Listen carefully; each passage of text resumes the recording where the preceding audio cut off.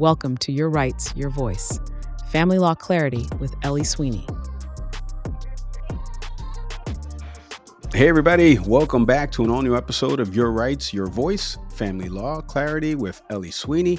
I'm your host, Mike Leon.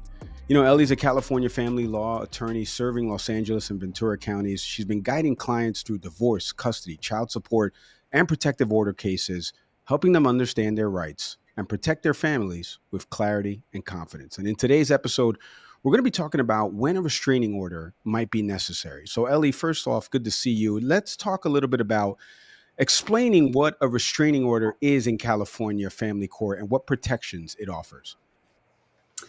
Hi, Mike. Thank you for having me. Restraining order is protective order. It is done in family court if it is a domestic violence restraining order request.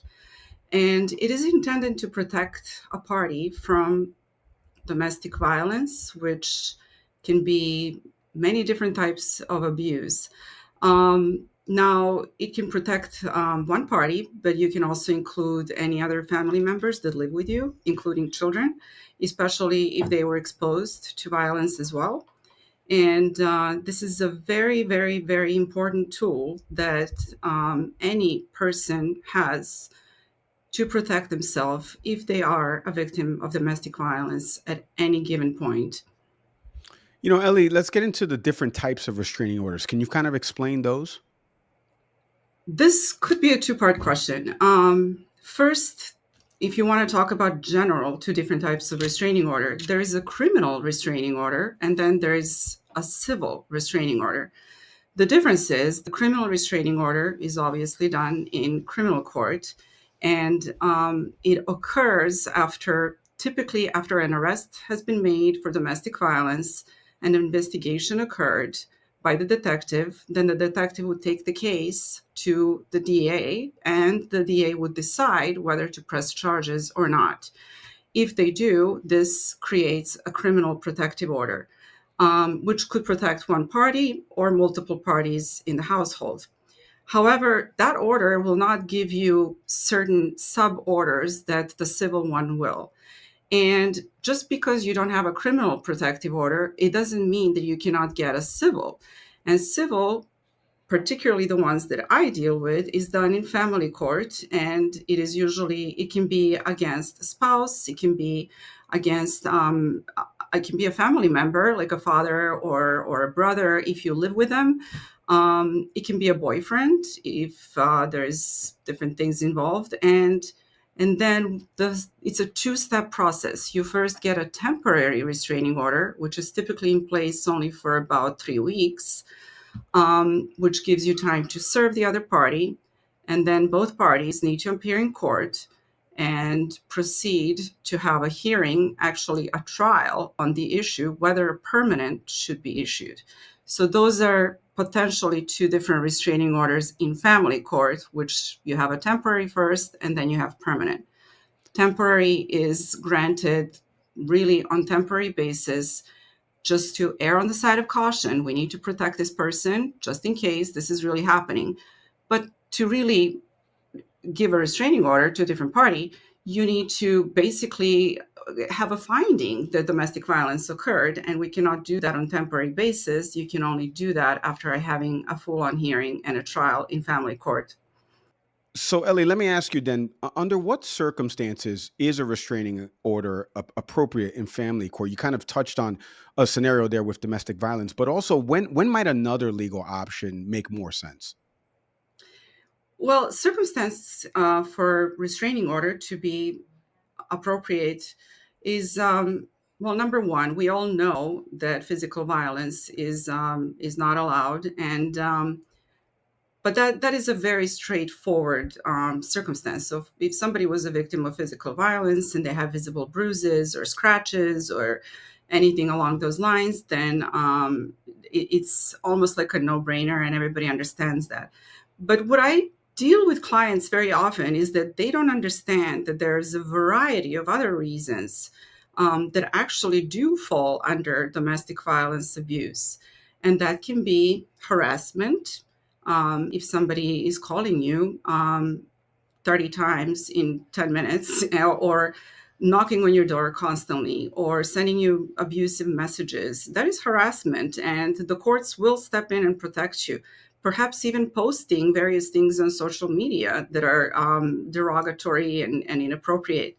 Another there are other grounds, not just harassment, but for example, you can have emotional abuse, you can have mental abuse. Perhaps somebody in the household is constantly yelling at the other person and calling them names, and perhaps in front of children, and that is not appropriate. And those children are technically exposed at that point to domestic violence as well, because their parent is being subjected to abuse. There's a recent ruling that added even financial abuse to domestic violence abuse grounds to get a restraining order. And by that, they mean when a party is doing something that we call coercive control, and let's say they tell their wife or husband, you're not allowed to have a car. I will only give you $100 a month that you can spend. And so this party is stuck at home, does not have access to financial needs, is not working. Maybe it's a stay-at-home mom or dad. That becomes coercive control, and it is financial abuse. And you can actually get a restraining order based on that as well. So, Ellie, what's the process? You kind of touched on it earlier in one of your responses, but what's the full process for filing and obtaining a restraining order? So the first step is preparing a lot of paperwork that you need to file with the court. It is very specific and detailed. But the interesting part about it is you are not necessarily required to give notice to the other party, especially if you're afraid that if you give them notice, the violence will occur again. Meaning, let's say somebody was threatening to kill you, and you tell them, I'm filing restraining order today. By the time you get that restraining order, something potentially could happen. So it is okay to file without notice. In Ventura County, interestingly, they typically require notice. It's a little different, but in certain scenarios, they'll still accept it without notice as well. But because you don't give notice to the other party, they basically had no say in it. And this is why you can only get the temporary to start with, which again is just for the court to say, we'll grant you this protection if all of what you said is true. And we're going to figure out at our main hearing down the road whether it is true or not. And at that point, we'll decide whether to issue a permanent order. So the temporary is issued during that time. You have to serve the other party, and then both would show up in court to proceed with permanent, which may happen the same day, may not. Sometimes they will say, I need extra time to prepare. I need time to find an attorney. So sometimes the temporary will get reissued. But eventually you will have a hearing, a full-on hearing, where the court will have to determine whether domestic violence occurred and whether it's appropriate to issue a permanent restraining order. Now, just because I call it permanent, it doesn't mean really permanent. They call permanent restraining order the one where the court did decide the domestic violence occurred, but they can issue it for 1 year, 3 years, or 5 years at most. However, before the 5 years expire, you do have the right to renew it if you feel that you need continuing protection. Mm-hmm. I hope that explains it. I know it's quite a process. No, it is a process, but it funnels perfectly into the follow-up, which is someone needs protection immediately. How fast can a judge grant that restraining order? So again, family court, there's only so much they can do. Think about it. They're open 9 to 4:30 or 8:30 to 4:30, Monday through Friday. So if you need a protection on Saturday, the court cannot help you. Also, even if it is Monday and you file it, they may not have time to review your paperwork the same day, and you may not get it until the next day. In addition, it doesn't go into effect until the other party is served. So somebody has to serve them. A lot of times parties can arrange for sheriff, or we'll just do our process servers to handle it. So if you really need immediate protective order, because you are subjected to domestic violence, I do always tell my client, you always have the option of calling the police. It may be happening at midnight. It can happen during the weekend. It can happen anytime. You can call the police and you can tell them that you're subjected to domestic violence. They will come, and if they find that you are a victim, they will issue a protective order, which is called emergency protective order, given by the police. And they will give it only for about 3 days to a week, during which you now have time to go and get your temporary restraining order. So that is one thing that you absolutely can do if you really need it immediately, and it is not something that the family court can do that fast. Ellie, just going back to the judges for a second, because you were kind of mentioning the process, but what evidence do judges look for when they're deciding whether or not to grant said restraining order? So now we're talking about the hearing that is going to happen when the judge has to make a finding whether domestic violence occurred. Um, sometimes these parties really have nothing else other than their testimony. And at the end of the day, their testimony is also evidence. And this is what I always try to explain to my clients. Just because you don't have pictures of bruises or messages or recording that he's harassing you and calling you names, your testimony is still evidence. And the judge will sit and listen to the entire testimony and will weigh on credibility of the witnesses. And the judge, if they find your client credible, even without any further evidence, they do have authority to issue that restraining order. Now, of course, we do bring many other things as evidence if we have them, which can be anything from posts on social media. It can be recordings. It can be pictures. It can be text messages, perhaps other witnesses who were present at the time that violence occurred. Any of that is accessible, and including the videos that the parties may have taken at home if they thought that they were potentially about to be exposed to domestic violence. They have the right to record that. Hmm. Ellie, I mentioned in the intro of all the law that you represent clients in across divorce, custody. So I want to stay on custody for a second, because after a restraining order is granted, how does it impact potentially custody or visitation arrangements that are set up? This is a very important question, because in family courts, if you are found to be an abuser, if you are found to have committed domestic violence, there is a presumption that you should not have joint custody with the other party. Now, we may have talked about this a little bit last time, but there are two types of custody. We distinguish between legal custody, which is the decision-making authority, and then physical custody, which is literally where the child or children live, who they spend time with. So typically in California, parents will automatically get joint legal custody unless there's some reason why not. But domestic violence restraining order is one of those reasons. And the party would not get joint legal custody. So the party who was a victim would at that point be awarded sole legal custody and most likely physical custody. Now, the courts will not say no visitation to the other party whatsoever. At the end of the day, they still find, and it is important for children to have both parents in their life.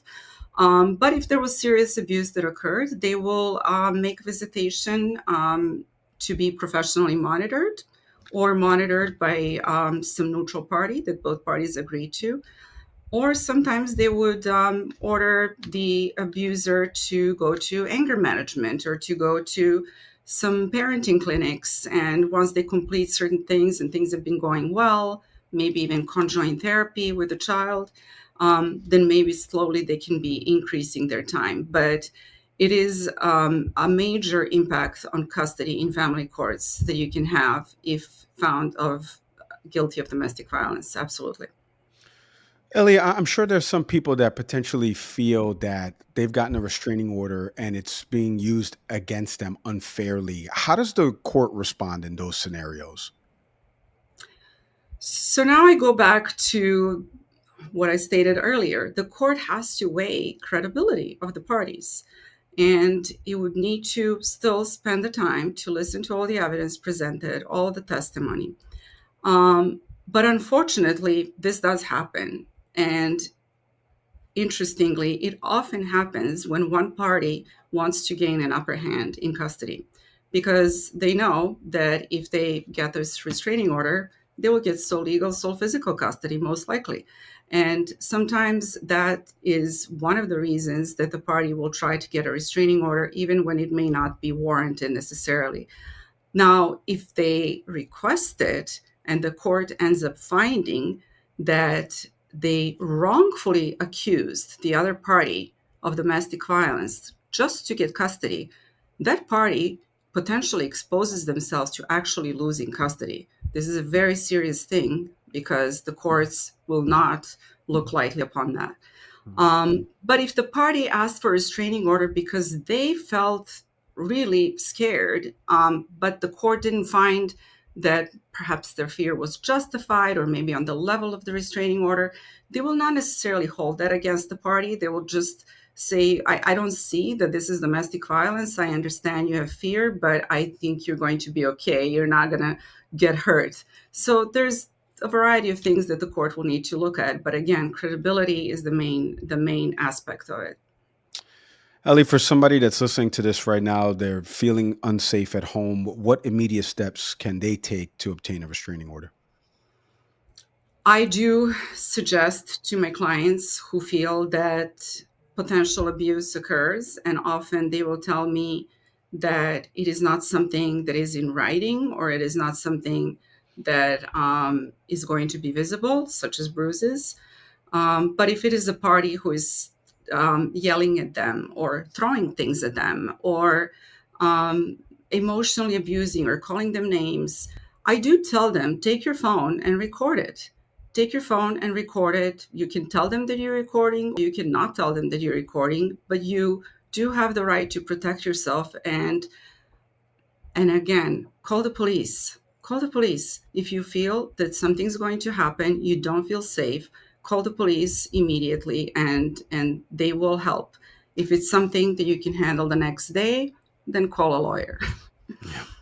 Ellie, thank you so much for the time and insights on this. We truly appreciate it. You're very welcome. Thank you. And thank you to everybody out there for listening to today's episode of Your Rights, Your Voice, Family Law Clarity with Ellie Sweeney. If you're in California and safety is a concern for you, understanding your restraining order options can be the first step towards protection. To learn more or schedule a consultation, do me a favor, visit elliesweeneylaw.com. If you found this episode useful, helpful, please send it to somebody you know. Leave us a review, like, comment. As always, I'm Mike Leon. We'll see everybody next time. Thanks for watching. Be sure to hit that like and subscribe button and leave us a review in the comments.